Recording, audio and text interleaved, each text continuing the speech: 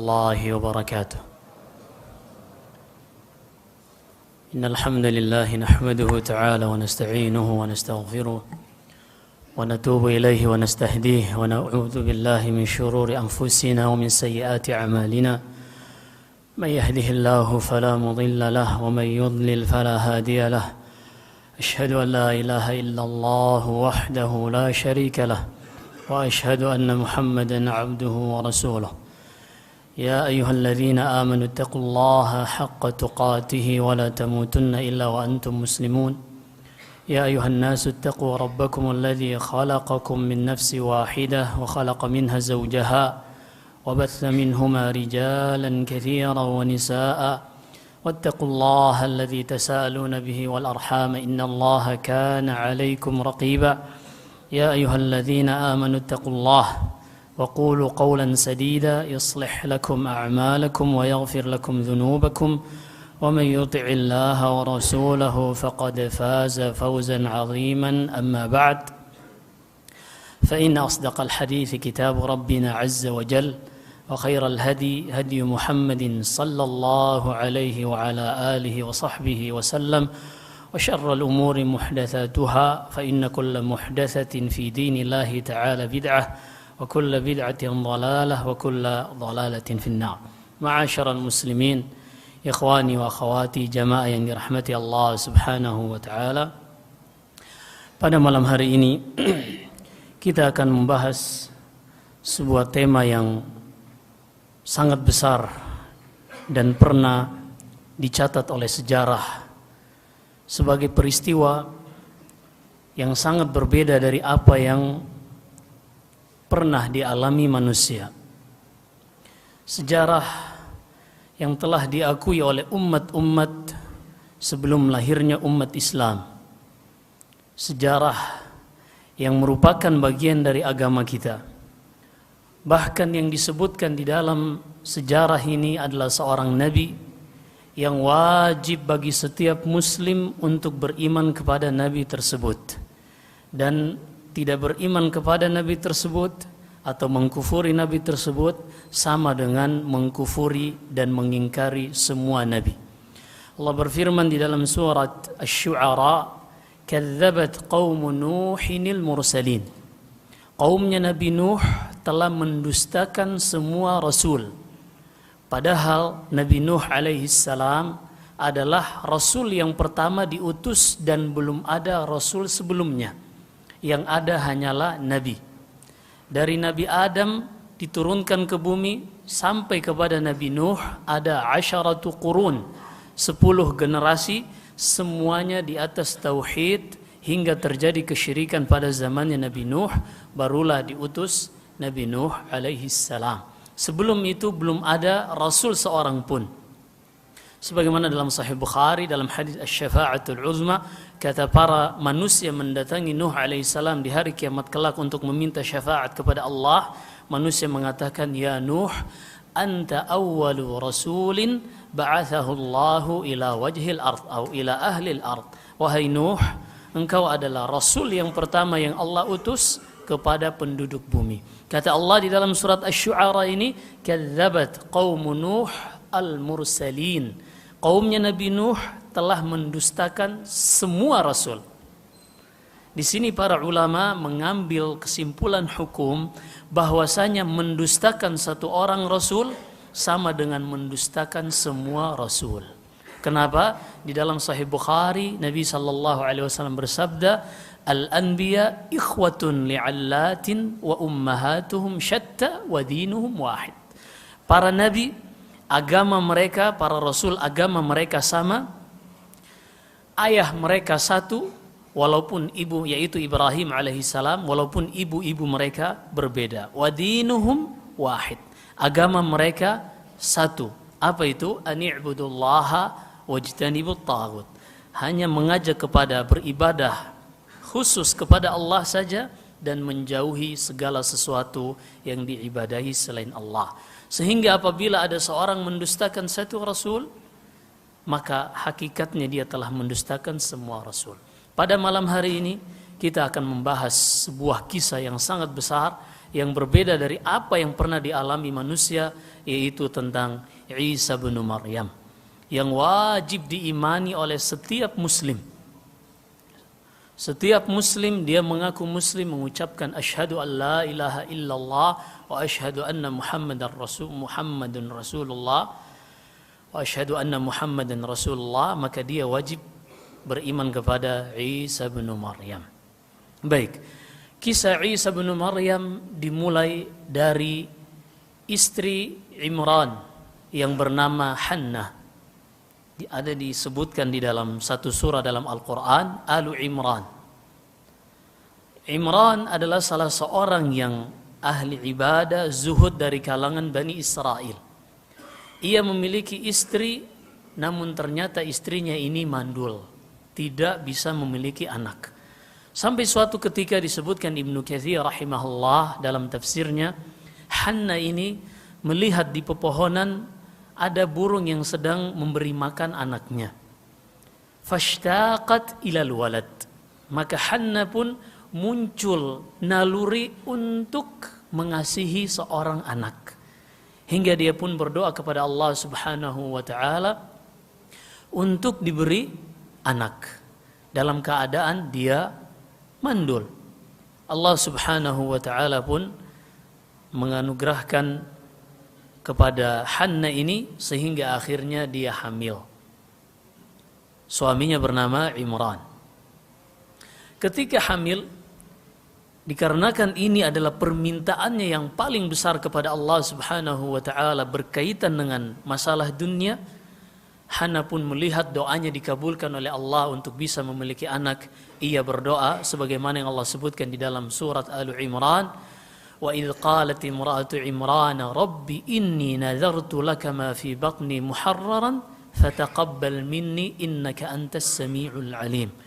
Ya Allah, sesungguhnya aku nadarkan untukmu apa yang ada di dalam rahimku, yaitu janin yang sedang ia kandung. Kalau ia lahir, aku akan hibahkan dia untuk menjadi khadimatu Baitul Maqdis, untuk menjadi seorang yang berkhidmat untuk Baitul Maqdis, Al-Masjidul Aqsa. Akhirnya falamma wada'atha qalat rabbi wada'tuha untha. Tapi ternyata tatkala bayi yang dia kandung ini lahir, ternyata perempuan. Dan tentunya di dalam beribadah, laki-laki lebih aktif dibanding perempuan. Karena perempuan ada masa-masa yang telah Allah tetapkan, dia di situ tidak dalam keadaan suci sehingga menjauhi masjid. Begitu lahir perempuan, qalat rabbi inni wada'tuha untha. Dalam ilmu balaghah ini namanya at-tahassur. Seakan-akan dia ada sedikit penyesalan. Tapi karena ini nikmat dari Allah, dia tetap bersyukur. Hanya saja sepertinya ada yang kurang. Apa kata Allah? Allahu a'lamu bima wada'at. Padahal Allah lebih mengetahui hikmah dari anugerah yang Allah berikan kepada Hannah ini. Dia hanya melihat apa yang ada di hadapannya. Tapi Allah Subhanahu wa ta'ala mengatakan ya'lamu ma baina aydihim wa ma khalfahum. Allah mengetahui apa yang ada di hadapan mereka, masa depan mereka, dan Allah mengetahui apa yang ada di belakang mereka, masa lalu mereka. Akhirnya kata Allah, Allahu a'lamu bima wada'at wa laysa dzakaru kal untha wa inni sammaituha Maryam wa inni u'idzuha bika wa dzurriyyataha minasyaitonir rajim. Dan aku beri nama anak ini dengan nama Maryam, dan aku mohonkan perlindungan kepadamu ya Allah dari anak ini. Aku mohonkan perlindungan kepadamu ya Allah dari syaitan untuk tidak mengganggu anak ini. Hingga akhirnya kata Nabi sallallahu alaihi wasallam, fa kullu mauludin wulida illa walahu surakh illa Isa bin Maryam wa Yahya ibn Zakaria. Sehingga setiap ada anak yang lahir di muka bumi ini pasti dia menangis. Kecuali dua orang. Yang pertama Isa bin Maryam, karena Allah sudah melindungi anak dari Maryam ini dari doa neneknya Hanna. Dan yang kedua Yahya ibn Zakaria. Yahya yang sejak lahir dia sudah dijadikan sebagai seorang nabi. Ya Yahya khudhil kitab biquwwah. Allah sebutkan dalam surah Maryam. Baik. Lahirlah Maryam. Dan disebutkan mufassirin ketika masih kecil ayahnya meninggal. Hingga akhirnya ia diasuh oleh saudara dari ibunya yang bernama Zakaria alaihi salam. Fakaffalaha Zakaria. Akhirnya Zakaria menjadikan Maryam ini sebagai anak asuhnya. Hingga akhirnya apa yang didoakan oleh ibunya meminta kepada Allah untuk menjadikan anak ini sebagai ahli ibadah yang berkhidmat untuk Baitul Maqdis, Maryam pun ketika tumbuh benar-benar dia adalah wanita yang suci dan selalu berada di dalam mihrabnya. Dan yang dimaksud mihrab adalah tempat beribadah. Adapun mihrab yang disebutkan seperti di depan imam ini secara istilah saja. Tapi secara bahasa adalah tempat beribadah. Kullama dakhala 'alaiha Zakaria al-mihraba wajada 'indaha rizqah. Setiap kali Nabi Zakaria alaihi salam menemui ponakannya ini Maryam, selalu dia dapati di sisi Maryam ada makanan. Yang lebih hebatnya lagi, makanan yang seharusnya hanya ada di waktu musim panas ternyata ada di musim dingin. Dan sebaliknya makanan yang bisa hanya didapatkan pada musim dingin bisa didapatkan oleh Maryam di musim panas. Akhirnya Zakaria bertanya, makanan ini tidak ada yang membawakannya. Dan Maryam fokus beribadah di dalam mihrabnya. Qala ya Maryam, anna laki hada? Zakaria bertanya, wahai Maryam, dari mana berasal makanan ini? Qalat huwa min indillah. Innallaha yarzuqu man yasha'u bighairi hisab. Semua makanan ini berasal dari Allah Subhanahu wa taala dan Allah memberi rezeki kepada siapa yang ia kehendaki tanpa ia sangka-sangka. Akhirnya terus berjalan kisah Maryam hingga akhirnya Allah Subhanahu wa taala suatu ketika mengutus Jibril alaihi salam datang kepada Maryam dalam wujud seorang laki-laki. Di dalam surat Maryam Allah Subhanahu wa taala sebutkan sampai jam berapa ini?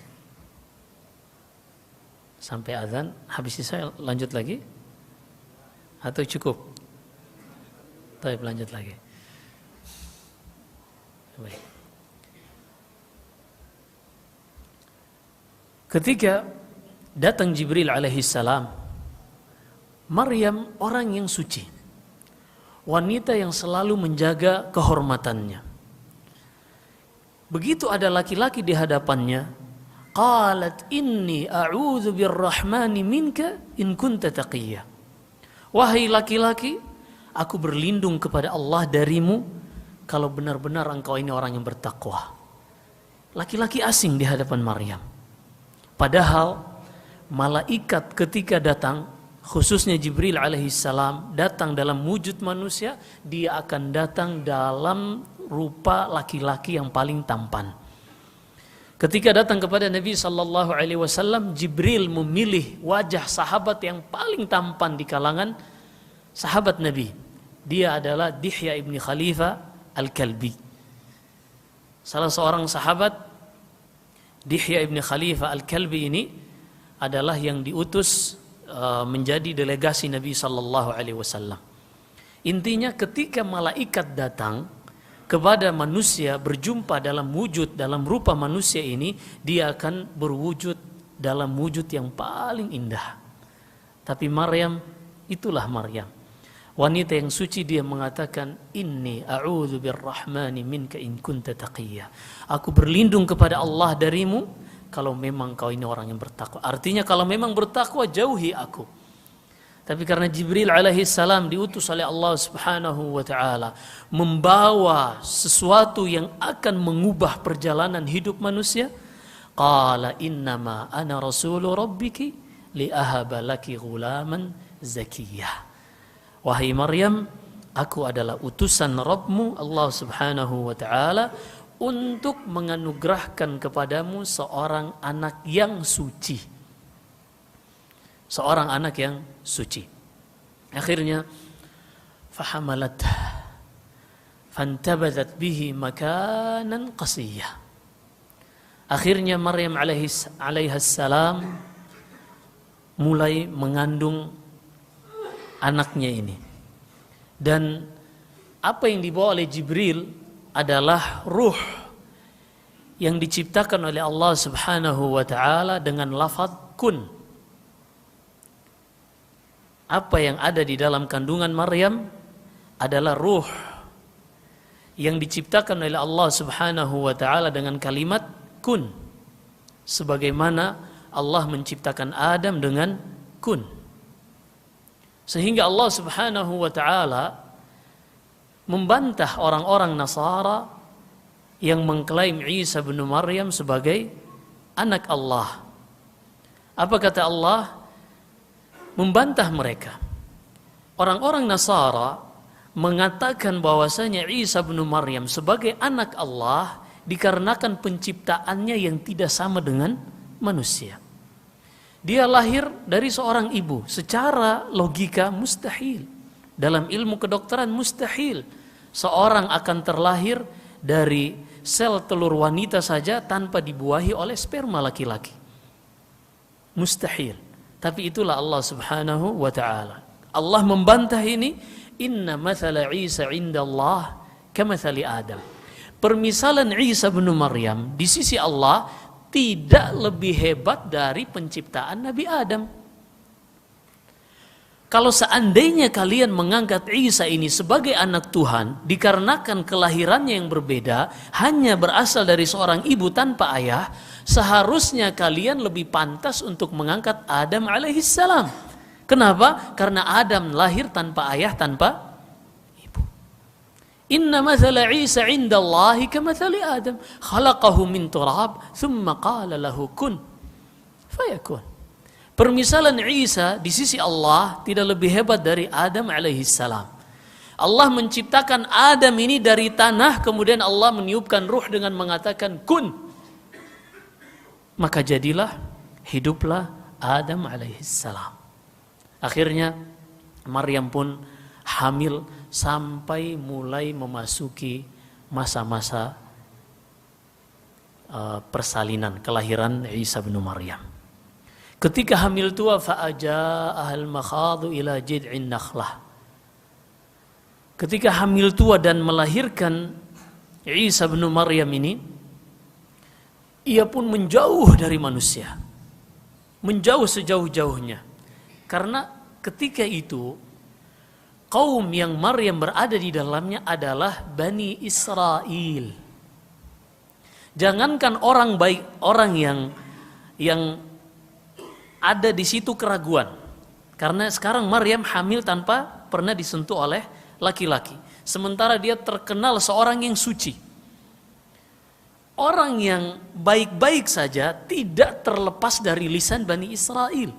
Apalagi orang yang sekarang kondisinya menimbulkan keraguan. Allah berfirman tentang Bani Israel ini, yang pernah menyakiti laki-laki terkuat. Siapa itu laki-laki terkuat? Musa alaihissalam. Bahkan saking kuatnya Allah sebutkan di surat Al-Qasas, fawakazahu Musa faqadha alaih. Suatu ketika ada dari kalangan Bani Israel sedang berduel dengan dari kalangan kaumnya Fir'aun Qibti. Yang dari Bani Israel ini meminta tolong kepada Musa. Fastaghathahu alladhi min syi'atihi ala alladhi min aduwih. Yang dari Bani Israel meminta tolong kepada Musa untuk membantu dia melawan dari kaumnya Fir'aun al-Qibti. Fawakkazahu Musa. Nabi Musa pun memukul orang tersebut satu pukulan. Niatnya hanya memukul saja, tapi mati.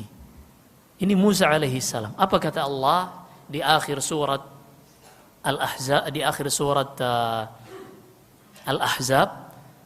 Allah berfirman, ya ayyuhalladzina amanu la takunu kalladzina adzaw Musa fabarra'ahu Allahu mimma qalu. wa kana 'indallahi wajiha. Wahai orang-orang beriman, janganlah kalian menjadi seperti orang-orang yang menyakiti Nabi Musa alaihissalam. Hingga akhirnya Allah pun membersihkan tuduhan mereka kepada Musa alaihissalam. Wa kana 'indallahi wajiha, dan adalah Nabi Musa ini manusia yang memiliki kedudukan tinggi di sisi Allah. Saking tingginya kedudukan Nabi Musa dan kedekatan kedudukan Nabi Musa kepada Allah, tidak ada seorang nabi yang diangkat dikarenakan permintaan manusia kecuali Harun, kakak dari Musa alaihissalam. Ketika diutus kepada Fir'aun, Nabi Musa memiliki di lidahnya cadel. Ada kisah tersendiri. Cadel susah mengucapkan kata-kata, tidak fasih. Ketika diutus, idhab ila fir'auna innahu tagha, qala rabbi shrah li sadri wa yassir li amri wahlul 'uqdatam min lisani yafqahu qawli waj'al li waziran min ahli Harun akhi. Ya Allah, engkau mengutus aku kepada Fir'aun, utuslah bersamaku Nabi Harun. Makanya Allah sebutkan di dalam surat Furqan, wa wahabna lahu min rahmatina akhahu Haruna nabiyah, dan kami anugerahkan untuk dia dari rahmat kami saudaranya, kakaknya. Kakak Nabi Musa itu Harun, Nabi Musa adalah adiknya. Kami anugerahkan untuk dia Nabi Harun, kami angkat sebagai nabi. Baik, kalau seandainya Nabi Musa saja, nabi yang kuat, yang hebat, tidak lepas dari lisan Bani Israel, maka Maryam tentunya akan lebih khawatir. Dia pun mencari tempat yang paling jauh dari Bani Israel. Namun ketika hendak melahirkan Isa anaknya, terpaksa ia harus mendatangi pohon korma untuk makan. Dan di sini juga Allah Subhanahu wa taala ingin mengajari kepada manusia bahwasanya segala sesuatu untuk mendapatkan hasil seorang harus menjalani sebab. Fa ajaaha al-makhadu ila jid'in nakhlah. Mulai Maryam mendatangi sebuah pohon kurma. Pohon kurma di tempat kita kurang lebih kayak pohon kelapa atau pohon palem. Itu digoyang oleh seorang laki-laki yang kuat dalam keadaan seger. Belum tentu buahnya yang sudah matang bisa jatuh. Lalu bagaimana dengan Maryam, wanita yang sedang kelelahan, entah itu hamil tua ataukah habis melahirkan, dan dia harus menggoyang agar pohon kurma ini buah kurma ini terjatuh. Terlebih kata Allah Subhanahu wa taala, wa huzzi ilaiki bijid'in nakhlati tusaqit 'alaiki rutban janiyya. Wahai Maryam, goncangkan pohon kurma ini, niscaya buah-buahnya yang masih mengkel, yang masih muda akan berjatuhan. Bukan buahnya yang sudah matang.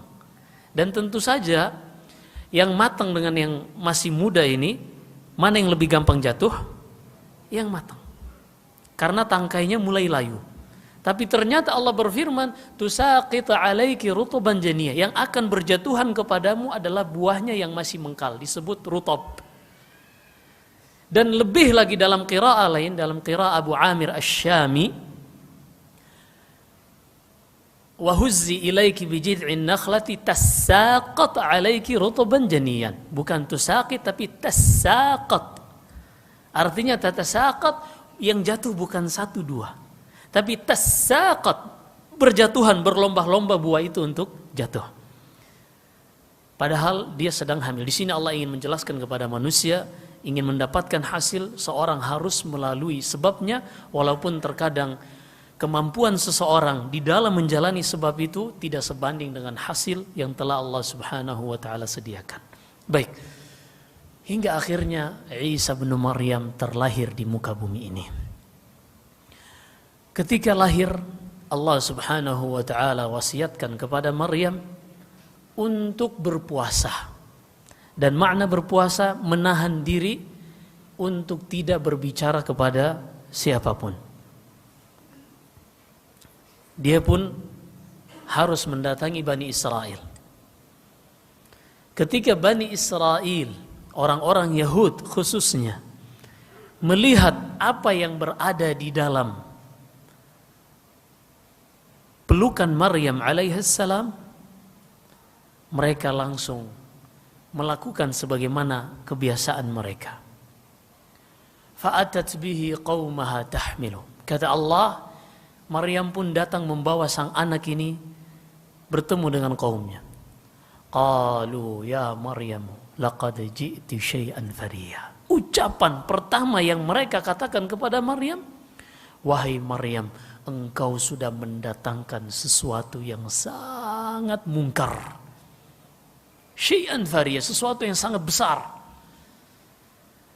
Ya ukhta Harun, wahai saudarinya Harun. Walaupun Harun di sini sebagaimana disebutkan Ibnu Katsir, bukan Harun kakak dari Musa alaihissalam, karena jarak antara keduanya sangat jauh.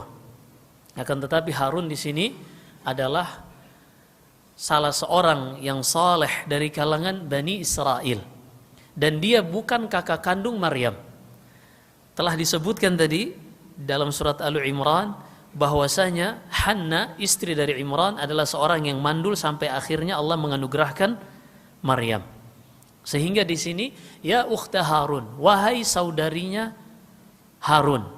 Bukan Harun ini saudara aslinya, tapi Harun ini adalah seorang laki-laki saleh yang juga ahli ibadah dari kalangan Bani Israel. Dan makna ukht di sini ay syabiha, yang menyerupai. Dan di dalam bahasa Arab, mungkin di sini ada yang belajar bahasa Arab, ada dalam ilmu nahwu inna wa akhawatuha dan kana wa akhawatuha, ay inna wa amsaluha.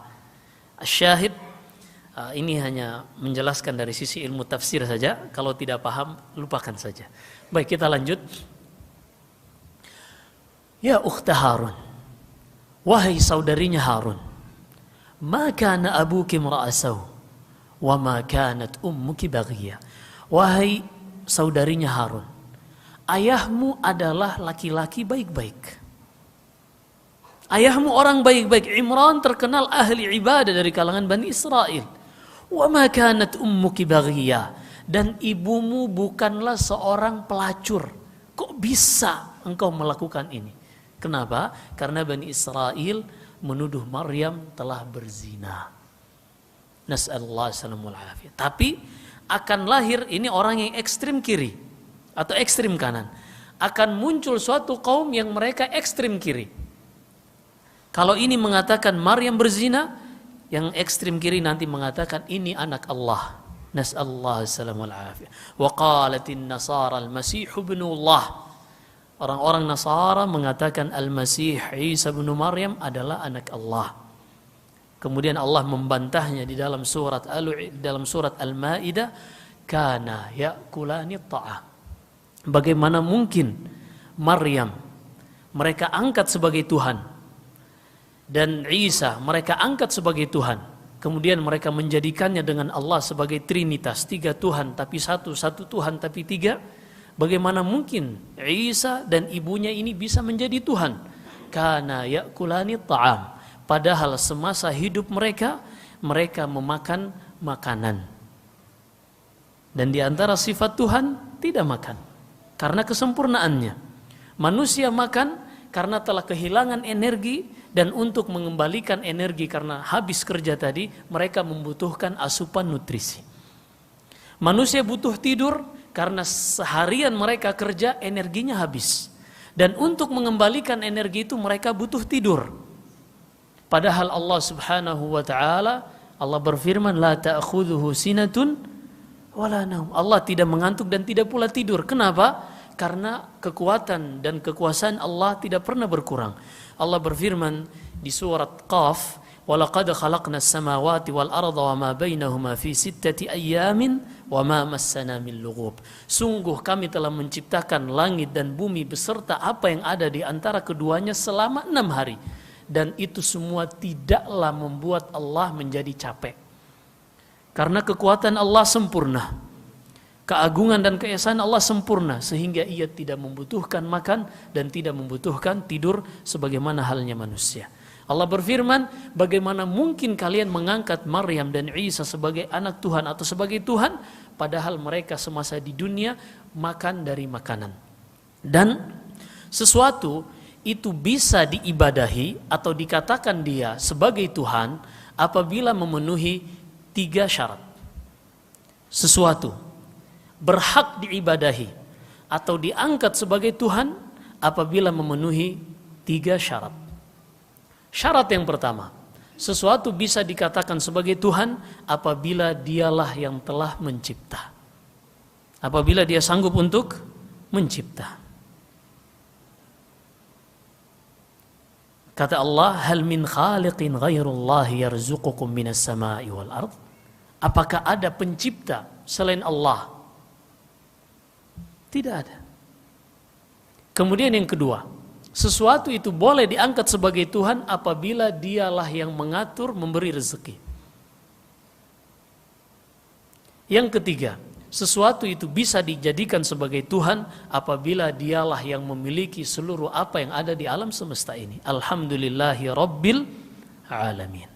Segala puji bagi Allah yang memiliki, pemilik segala alam semesta. 3 syarat ini apabila terpenuhi maka dialah yang berhak untuk dijadikan sebagai Tuhan. Makanya Allah berfirman di perintah pertama dalam urutan mushaf kepada manusia dalam surat Al-Baqarah, Allah berfirman, ya ayuhan nas u'budu rabbakumul ladzi khalaqakum wal ladzina min qablikum la'allakum tattaqun alladzi ja'ala lakumul arda firashan was samaa'a binaan wa anzala minas samaa'i ma'an fa akhraja bihi minats thamarati rizqan lakum fala taj'alu lillahi andadan wa antum ta'lamun. Wahai sekalian manusia, beribadahlah kepada Tuhan yang telah menciptakan kalian. Ini yang pertama. Menciptakan manusia-manusia sebelum kalian. Supaya kalian bertakwa. Dialah yang telah menjadikan bumi sebagai hamparan. Dia yang mengatur. Langit sebagai bangunan yang ditegakkan, yang tinggi. Kemudian Allah menurunkan dari atas langit, maksudnya dari awan, air hujan. Dengan air hujan itu Allah mengeluarkan pepohonan dan tumbuh-tumbuhan, buah-buahan sebagai rezeki untuk kalian. Kemudian kata Allah, "Fala taj'alu lillahi andadan wa antum ta'lamun." Maka jangan jadikan bagi Allah tandingan dalam beribadah kepadanya dalam keadaan kalian mengetahui, kata Ibnu Abbas, dalam keadaan kalian mengetahui tidak ada yang bisa mencipta, mengatur, memberi rezeki dan memiliki alam semesta ini kecuali Allah Subhanahu wa ta'ala.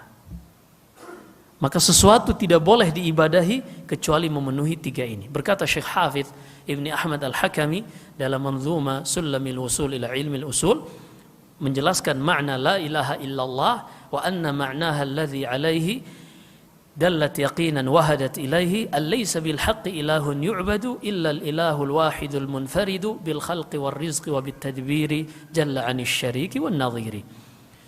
Makna la ilaha illallah adalah tidak ada yang berhak untuk diserahkan kepadanya ibadah kecuali yang memenuhi 3 syarat tadi. Kecuali dia yang mencipta, yang mengatur, memberi rezeki dan memiliki seluruh apa yang ada di alam semesta ini. Dan ketiganya ini tidak pernah terdapat pada sesuatu kecuali Allah Subhanahu wa ta'ala. Silakan diaplikasikan kepada seluruh yang diibadahi oleh manusia. Sebagian manusia beribadah kepada matahari. Beribadah kepada matahari. Apakah matahari mencipta? Apakah matahari mengatur? Di antara pengaturan Allah adalah penjagaannya kepada manusia. Sehingga Ibrahim alaihissalam ketika berdebat, berdiskusi dengan kaumnya, Nabi Ibrahim mengatakan falamma janna alaihil lail falamma afalat, hingga akhirnya falamma ra'a syamsa bazighatan qala hadza rabbi. Tatkala Nabi Ibrahim melihat matahari terbit, dia berkata kepada kaumnya untuk debat, bukan untuk pengakuan akan akidah Ibrahim. Qala hadza rabbi, matahari inilah Tuhanku. Ini bukan pengakuan Ibrahim, bukan. Tapi Nabi Ibrahim ingin berdebat dengan kaumnya. Artinya mari kita sepakati dulu matahari sebagai Tuhan, lalu kita lihat apa yang setelahnya. Sebagaimana disebutnya Syekh Abdurrahman bin Nasir As-Sa'di. Inilah Tuhanku, wahai kaum, sama-sama Tuhan kita. Falamma afalat, tapi tatkala matahari terbenam, qala inni bari'um mimma tusyrikun. Aku berlepas diri dari apa yang kalian ibadahi. Kenapa? Karena kalau seandainya matahari ini terbenam, hilang, lalu siapa yang akan menjaga kita? Karena di antara salah satu sifat Tuhan, dialah yang mengatur, menjaga manusia. Kalau matahari ini hilang, siapa yang menjaga kita? Subhanallahil azim. Maka tidak ada yang berhak untuk diibadahi kecuali yang memenuhi 3 syarat ini, dan hanya pada Allah Subhanahu wa taala. Isa bin Maryam tidak berhak diibadahi karena dialah yang diciptakan oleh Allah dengan lafaz kun, kemudian oleh malaikat Jibril yang telah menjadi ruh ini dibawa ke rahim Maryam alaihissalam, kemudian Maryam melahirkannya, dan mulailah di sini kisah Isa bin Maryam. Baik, Isa bin Maryam Allah Subhanahu wa taala menjadikannya di antara tanda-tanda kenabiannya ketika lahir. Melanjutkan kisah ibunya tadi, orang-orang Yahudi mengatakan, ya Maryam, engkau telah berzina, engkau telah melakukan perbuatan yang sangat keji, yang sangat bejat. Apa kata Maryam? Ketika itu dia sudah berpuasa, diperintah oleh Allah berpuasa, bukan berpuasa makan dan minum, tapi berpuasa, inni nadartu lirrahmani sauman falan ukallima al-yawma insi. Aku telah bernazar kepada Allah untuk berpuasa hari ini, berpuasa tidak berbicara kepada orang lain. Ketika mereka menuduh Maryam telah berzina dan Maryam tidak boleh berbicara, fa asyarat ilaih. Maryam pun mengisyaratkan, tanya langsung kepada sang bayi ini. Bani Israel, Yahud, orang-orang yang sangat semua kriminal mereka lakukan, bahkan tidak lepas lisan mereka untuk mengolok-olok Tuhan, apalagi manusia. Wa qalatil yahudu yadullahi maghlulah. Orang-orang Yahudi sebagaimana dalam surat Al-Maidah mengatakan tangan Allah terbelenggu. Tidak ada yang bisa lepas dari lisan orang-orang Yahudi. Begitu disuruh untuk bertanya kepada bayi, seakan-akan Maryam ini meremehkan kita. Hingga akhirnya Allah memberikan satu bukti kenabian Nabi Isa alaihissalam. Qala inni Abdullah. Nabi Isa baru lahir, dia pun bisa berbicara, mengatakan inni Abdullah, aku adalah hamba Allah Subhanahu wa ta'ala. Dan abd dalam bahasa Arab, abad artinya yang menyembah. Dan yang namanya fa'il, subjek, itu tidak bisa menjadi objek. Maka dia abad tidak bisa menjadi ma'bud. Dia hamba yang menyembah tidak bisa menjadi yang disembah. Sebagaimana seorang makan, dia tidak menjadi yang dimakan. Hukum subjek dan objek. Baik, asyahid, Nabi Isa bin Maryam pun berbicara ketika dia masih bayi. Qala inni Abdullahi atani al-kitab wa ja'alani nabi. Aku adalah hamba Allah, ia berikan kitab kepadaku, yaitu kitab Injil, dan ia menjadikanku sebagai seorang nabi. Sehingga Nabi Isa di antara nabi yang sejak masih bayi sudah diangkat sebagai nabi. Kebanyakan nabi yang lain diangkat pada usia 40 tahun. Namun beliau diangkat menjadi rasul, para ulama berselisih apakah pada usia 17 tahun ataukah juga sampai usia 40 tahun. Hingga akhirnya berjalan terus Isa bin Maryam, dan sepanjang hidupnya Isa bin Maryam ini terus dibayang-bayangi kejahatan oleh orang-orang Yahud. Mereka selalu ingin membunuh Isa bin Maryam. Ini tujuan dan cita-cita mereka, ingin membunuh Isa bin Maryam. Terus, dan mulailah Allah Subhanahu wa ta'ala di usia yang kita sebutkan tadi mengangkat Isa bin Maryam menjadi seorang rasul kepada Bani Israel. Dan Allah Subhanahu wa ta'ala menguatkan para rasulnya dengan sesuatu yang sangat menakjubkan yang tidak bisa dilakukan oleh manusia biasa.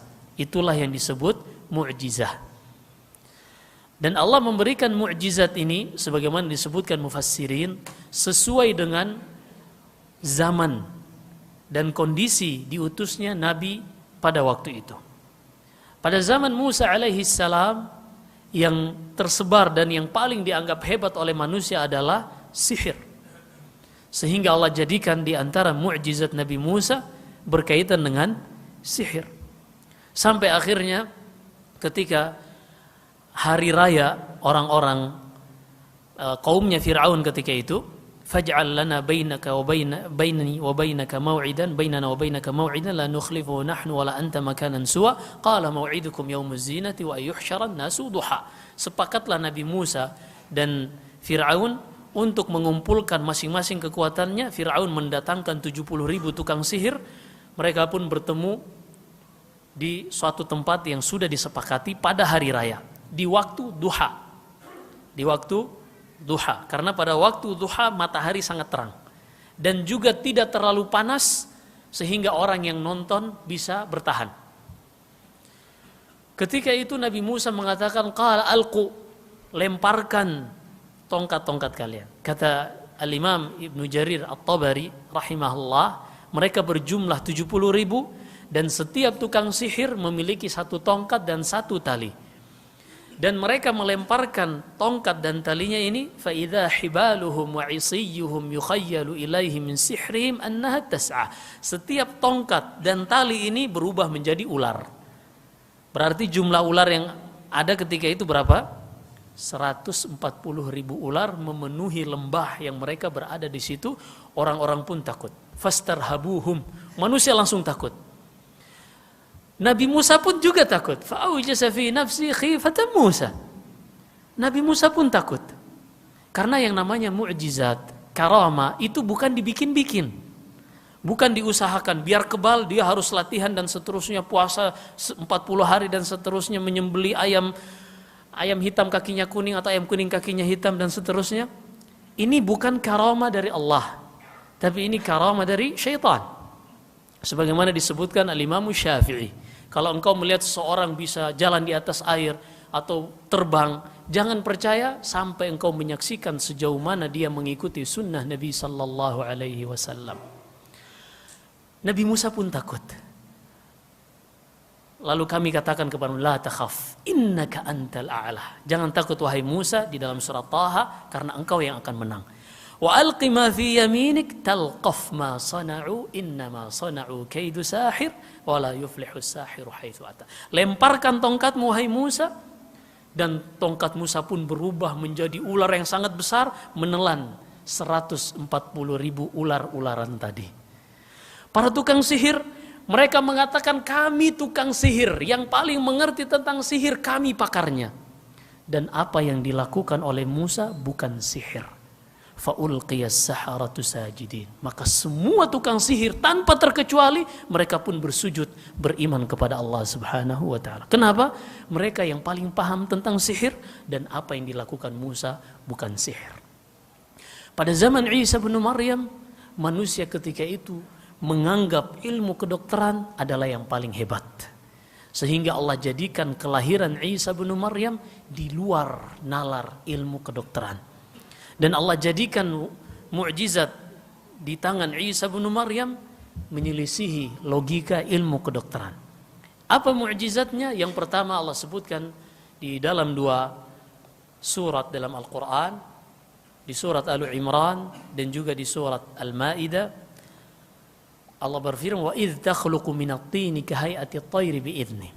Mukjizat pertama, Nabi Isa alaihi salam mengambil tanah, membentuknya seperti burung, lalu Nabi Isa meniup ke dalam benda yang sudah berbentuk burung tersebut, lalu benda itu pun yang tadinya mati berasal dari tanah liat berubah menjadi hidup dan terbang. Disaksikan oleh manusia yang ada di sekitarnya ketika itu.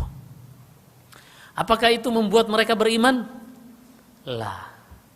Itulah Bani Israel. Bahkan mukjizat terbesar Nabi Musa pun tidak membuat mereka beriman, hatta narallaha jahrah, sampai kami melihat Allah terang-terangan wahai Musa baru kami beriman. Allahu Akbar. Ini Bani Israel. Makanya subhanallah, mungkin ada di antara kita, ayah kita, ibu kita, atau anak, atau saudara kita, kakak, adik.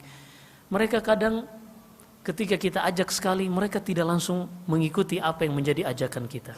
Kita larang dari maksiat, mungkin mereka tidak langsung ikut. Bersabar. Bersabar. Sampai kata Nabi SAW, faqad udhiya Musa akthar min hadha.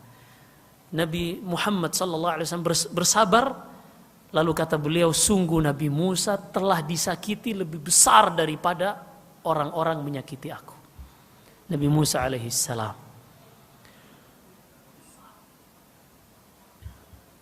Udah masuk? Udah masuk ya? Ada alarmnya ya? Oh masih ada 1,5 menit lagi. Baik.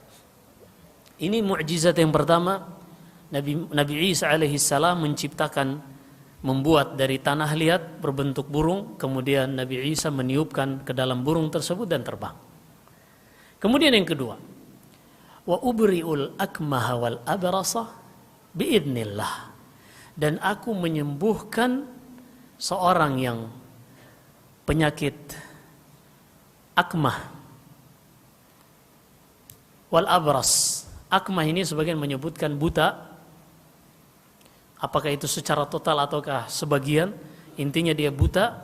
Kemudian Nabi Isa mengusap di matanya. Orang yang menderita penyakit tersebut pun kembali sembuh, normal seperti biasa. Dan abras, al-baras, penyakit kulit belang. Penyakit kulit belang. Jadi ada kulit seorang misalnya tidak terlalu putih, kemudian ada belang-belang putih, ini namanya baras. Nabi Isa mengusapnya dan orang tersebut pun kembali seperti biasa. Sehingga Nabi Isa di antara namanya Al-Masih, dari kata masah. Di antara mukjizat Nabi Isa alaihi salam adalah Allah Subhanahu wa taala berikan kemampuan dengan izinnya untuk Isa bin Maryam sehingga ia bisa menghidupkan yang sudah meninggal. Ada seorang yang Nabi Isa hidupkan setelah lama dikubur, dan ini diantara mukjizat yang menjadikan ilmu kedokteran ketika itu tidak bisa membantah secara argumen, dikarenakan mukjizat yang Allah berikan kepada Isa bin Maryam di luar nalar kedokteran. Kita lanjutkan perjalanan hidup Isa bin Maryam. Terus Isa bin Maryam berdakwah. Ketika berdakwah kepada Bani Israel ini, dan sepertinya memang sangat sedikit yang beriman, dan kebanyakan Bani Israel ini akan kafir kepada Isa. Lalu Isa pun berkata sebagaimana yang Allah kisahkan di dalam surat Al-Imran, falamma ahassa Isa minhumul kufur qala man ansari ila Allah. Maka ketika itu Isa ingin pengikut-pengikut yang setia kepadanya, ingin mengetahui siapakah murid-muridnya yang setia kepadanya, hingga akhirnya tampillah 12 orang, ada yang mengatakan 13, ada yang mengatakan 17, ada yang lebih, ada yang kurang. Mereka ini dikenal dengan nama Al-Hawariyun. Likulli nabiyyin ansar, setiap nabi mereka memiliki penolong-penolong, dan penolong Nabi kita Muhammad sallallahu alaihi wasallam mereka lah al-muhajirun wal ansar. Ketika Nabi Isa mulai mendapatkan murid-murid khusus ini, murid-muridnya ini terus belajar kepada Isa. Dan orang-orang Yahud tidak pernah berhenti untuk menargetkan membunuh Isa bin Maryam. Sehingga Isa ini harus berpindah-pindah dari satu kota ke kota yang lain. Tidak pernah menetap di satu tempat. Tapi masih di lingkungan Syam, yang ketika itu ibu kotanya di Dimashq, Damaskus. Sampai akhirnya orang-orang Yahud dikarenakan merasa susah untuk membunuh Isa bin Maryam ini, mereka pun melakukan provokasi. kepada raja Damaskus ketika itu, yang mana rajanya pada saat itu seorang yang musyrik. Dia mengatakan bahwasanya di Baitul Maqdis ada seorang laki-laki yang menyesatkan manusia.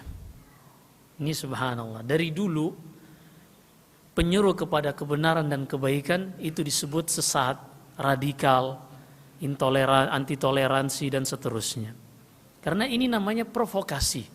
Dengan seperti inilah, tuduhan seperti inilah mereka meloloskan pemikiran-pemikiran rusak mereka. Tidak pernah mereka ingin duduk untuk menjelaskan secara data yang bisa dipertanggungjawabkan. Tidak akan pernah mereka bisa seperti itu. Mereka hanya bisa melakukan provokasi. Baik, hingga akhirnya sang raja ini memerintahkan kepada naibnya, gubernur Baitul Maqdis ketika itu, untuk membunuh orang yang dituduh menyesatkan manusia ini, yaitu Isa bin Maryam. Hingga akhirnya di suatu hari, di malam hari, mereka, utusan gubernur ini mengepung rumah Isa bin Maryam bersama orang-orang Yahud, yang mana ketika itu Isa bin Maryam bersama murid-muridnya yang berjumlah, yang kita sebutkan tadi, ada yang menyebutkan 12, 13 atau 17 sebagaimana disebutkan Ibnu Katsir dalam tafsirnya. Tatkala Isa sadar dan melihat realita ketika itu, dia tidak mungkin keluar menjumpai mereka, dan kalau mereka masuk tidak mungkin berdamai dengan Isa bin Maryam, karena Isa mengetahui tipikal orang-orang Yahud. Akhirnya Isa bertanya kepada murid-muridnya, "Man minkum yulqa ilaihi syabahi?" Siapakah di antara kalian yang mau dan bersiap untuk diberikan wajahnya oleh Allah hingga menyerupaiku? Asyabah. Jadi Isa meminta dari salah seorang muridnya, siapa di antara kalian yang berani, yang setia untuk kemiripanku diberikan kepada wajahnya. Tidak ada yang berani kecuali salah seorang pemuda. Nabi Isa melihat hal tersebut,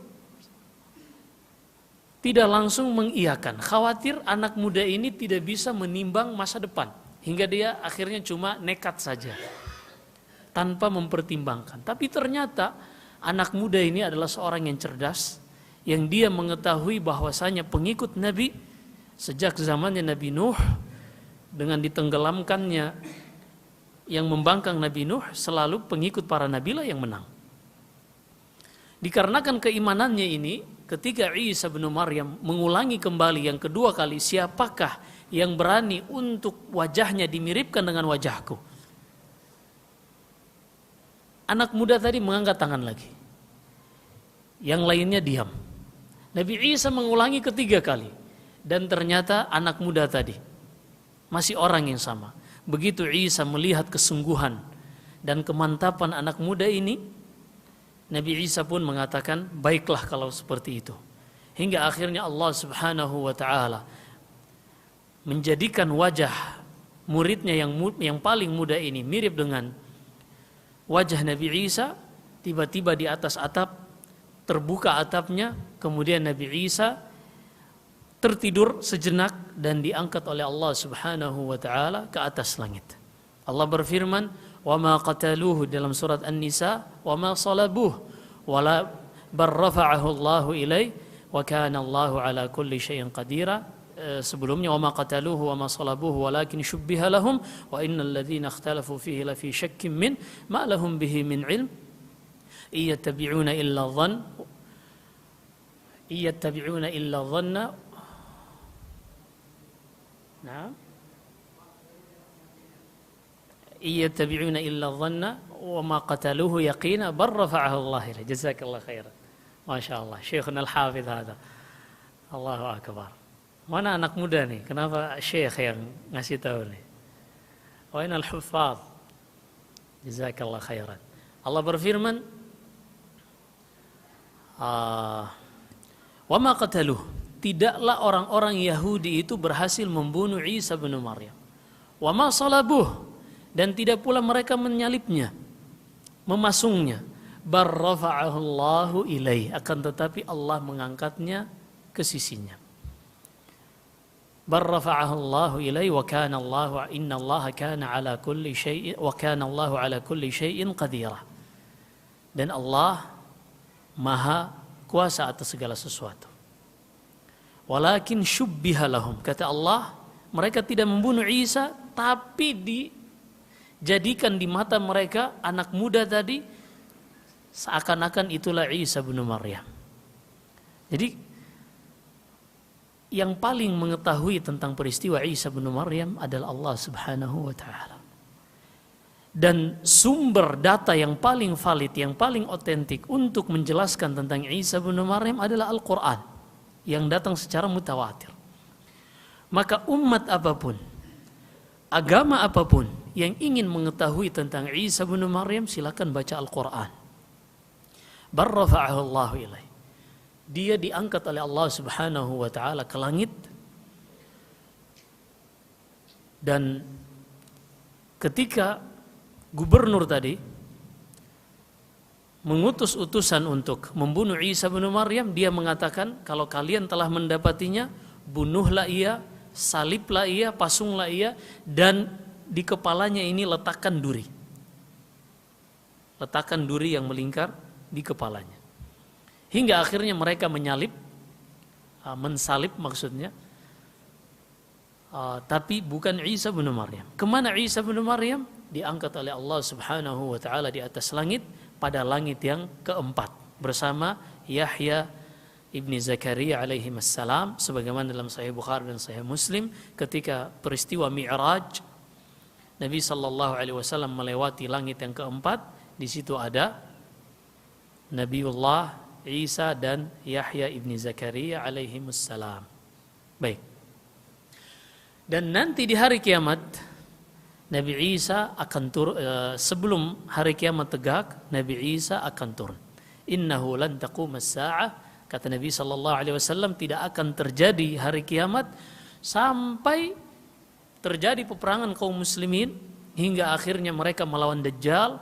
Ada Imam Mahdi di situ, dan ketika sholat subuh Isa bin Maryam turun, kaum muslimin hendak melakukan sholat, dan ketika itu dipimpin oleh Muhammad ibni Abdullah al-Mahdi al-Muntadhar. Dan di sini adalah kemuliaan umat ini tatkala manusia biasa mengimami seorang nabi, dia Isa bin Maryam, hingga akhirnya Nabi Isa membunuh Dajjal. Ada kisah kenapa mereka bisa sholat dan Nabi Isa turun. Ketika itu Dajjal sudah menguasai bumi, dan kaum muslimin bersama Imam Mahdi ini terdesak, hingga mereka naik di atas Tur, gunung, entah itu Tur yang tempat Nabi Musa diajak bicara oleh Allah ataukah yang lain, karena Tur dalam bahasa Arab artinya gunung. Ketika itu mereka tidak bisa turun karena dikuasai oleh Dajjal di bawahnya. Dan mereka terus berdoa hingga Allah menurunkan Isa bin Maryam, dan setelah sholat subuh mulai lagi peperangan dan Isa berhasil membunuh Dajjal. Baik, ila akhirih, kita tidak sebutkan karena kita masih menyisahkan satu fase dari akhir kehidupan Isa bin Maryam di akhirat kelak, dan inilah yang paling penting untuk hari-hari kita ini sekarang. Setelah itu Isa bin Maryam diangkat dan nanti akan turun sebelum hari kiamat tegak. Dan kemudian ia dimatikan kembali dan dibangkitkan pada hari kiamat. Allah berfirman di surat Al-Maidah di 2 halaman terakhir, "Wa idz qala Allahu ya Isa bin Maryam, a anta qulta lin-nasi ittakhiduni wa ummi ilahaini min dunillah." Tatkala Allah Subhanahu wa taala meminta pertanggungjawaban Isa bin Maryam, "Wahai Isa, apakah engkau yang mengatakan kepada manusia untuk mengangkatku dan ibuku sebagai Tuhan selain Allah?" Ada tidak yang mengangkat Isa dan ibunya sebagai Tuhan selain Allah? Ada. Sehingga Isa dimintai pertanggungjawaban, wahai Isa, apakah engkau yang mengatakan ini? Apakah ajaranmu yang mengatakan ini? Apakah wahyu yang diturunkan kepadamu yang mengajarkan kepada manusia yang mereka mengatakan engkau juru selamat, apakah ini ajaranmu? Apa kata Isa? Qala subhanak. Maha suci engkau ya Allah. Dan Isa ini manusia yang paling tahu kadar dirinya.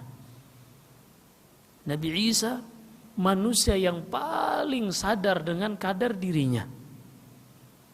Ketika peristiwa dalam Sahih Bukhari dan Sahih Muslim kisah Asy-Syafa'atul Uzma, ketika itu matahari dekat 1 mil di atas kepala manusia, manusia bercucuran keringat, ada yang sampai di mata kaki, ada yang sampai betis, ada yang sampai pusar, ada yang tenggelam, semua sesuai kadar amalannya.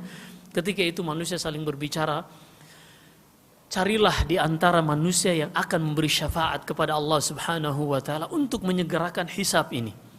Mereka pun mendatangi Adam alaihissalam. Seraya mengatakan, ya Adam, anta awwalu bashar khalaqaka Allahu biyadaihi wa askanaka jannatahu wa asjada laka malaikatah. Wahai Adam, engkau adalah manusia pertama yang diciptakan dengan kedua tangan Allah Subhanahu wa taala, kemudian engkau malaikat diperintahkan untuk bersujud kepadamu dan engkau dimasukkan ke dalam surga. Artinya engkau memiliki kedudukan yang dekat di sisi Allah, maka mintalah kepada Allah agar segera memutus perkara di antara manusia.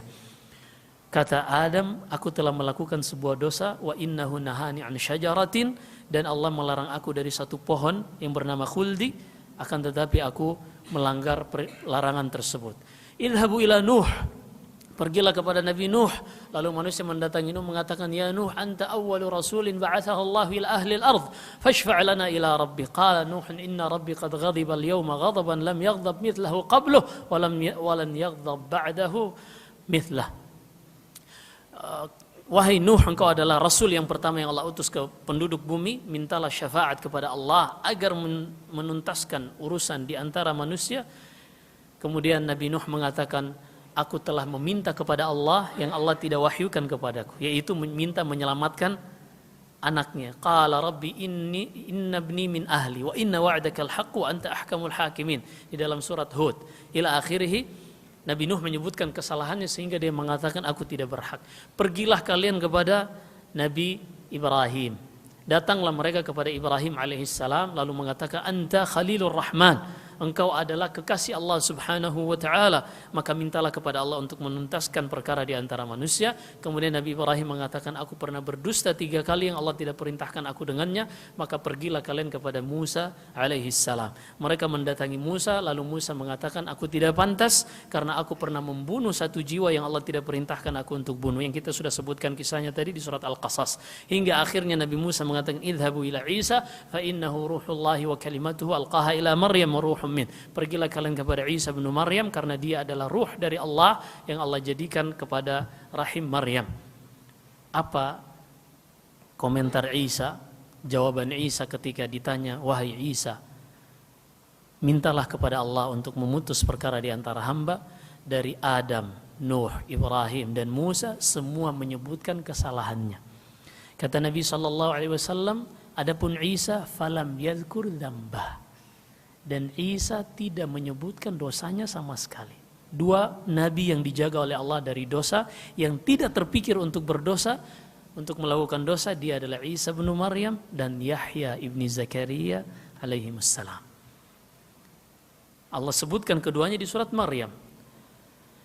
Wa awsani bis salati waz zakati wa barram biwalidayya wa lam yaj'alni jabbaran syaqiyya. Ini untuk Isa. Wa barram biwalidati wa lam yaj'alni jabbaran syaqiyya, untuk Isa. Adapun Yahya, wa barram biwalidayya wa lam yaj'alni jabbaran asiyya. Naam. Sehingga keduanya, kata mufassirin, tidak terbetik di dalam hati mereka untuk bermaksiat kepada Allah Subhanahu wa taala. Di dalam hadis Asy-Syafa'atul Uzma ini, kata Nabi SAW, Nabi Isa tidak menyebut dosanya. Akan tetapi dia hamba yang sadar bahwasanya itu bukan haknya. Itu adalah hak Nabi kita Muhammad sallallahu alaihi wasallam. Hingga kata beliau, idhabu ila Muhammad.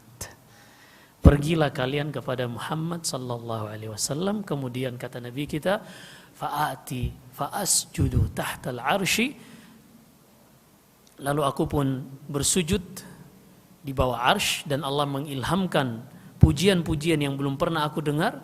Faqala ya Muhammad irfa' ra'sak wa qul yusma' wasal tu'ta washfa' tushaffa'. Wahai Muhammad, angkat kepalamu, mintalah engkau akan dikabulkan, mintalah syafaat, niscaya engkau akan diizinkan untuk memberi syafaat. Hingga akhirnya terjadilah syafaatul uzma. Asyahid, di hari kiamat kelak Allah menanyakan kepada Isa, wahai Isa, apakah engkau yang mengatakan kepada manusia, jadikanlah aku dan ibuku Tuhan kedua dan ketiga selain Allah subhanahu wa ta'ala? Kata Isa, subhanak, Maha suci engkau ya Allah, tidak pantas bagiku untuk mengatakan sesuatu yang bukan hakku. Ma yakunu li an aqula ma laysa li bihaq. Tidak pantas ya Allah bagiku untuk mengatakan sesuatu yang bukan hakku. In kuntu qultu faqad alimta. Kalau memang aku telah mengatakan itu, pasti engkau sudah tahu ya Allah. Ta'alamu ma fi nafsi wa la a'lamu ma fi nafsika innaka anta 'allamul ghuyub. Engkau mengetahui apa yang ada dalam diriku, sementara aku tidak mengetahui apa yang ada pada dirimu ya Allah, dan engkaulah yang maha mengetahui perkara yang gaib. Ini kejadian yang belum terjadi sekarang dan pasti akan terjadi di hari kiamat kelak. Dan kita beriman akan hal ini, semuanya ada di dalam Al-Quran. Maka di akhir perjumpaan kita hari ini, ada tanya jawab tidak? Ada tanya jawab? Kalau ada yang bertanya silakan, kalau tidak ada kita tutup insyaallah ta'ala. Di akhir perjumpaan kita hari ini, banyak pelajaran yang kita bisa petik dari kisah Isa bin Maryam, seorang hamba yang paling sadar kadar dirinya. Dan pada hari-hari ini, hari-hari kita menyaksikan manusia begitu jauh dari ajaran Isa bin Maryam. Begitu jauh dari ajaran Isa bin Maryam. Dan kita sebagai muslim adalah orang yang paling cinta kepada Isa bin Maryam. Bahkan di dalam hadis Ubadah bin Samit dalam Sahih Bukhari dan Sahih Muslim, Nabi sallallahu alaihi wasallam bersabda, "Man syahida an la ilaha illallah wa anna Muhammadan abduhu wa rasuluhu wa anna Isa bin Maryam abduhu wa rasuluhu wa kalimatuhu alqaha ila Maryam wa ruhum min wal jannatu haqqun wan nar haqqun adkhalahu Allahul jannah ala ma kana alaihi minal amal."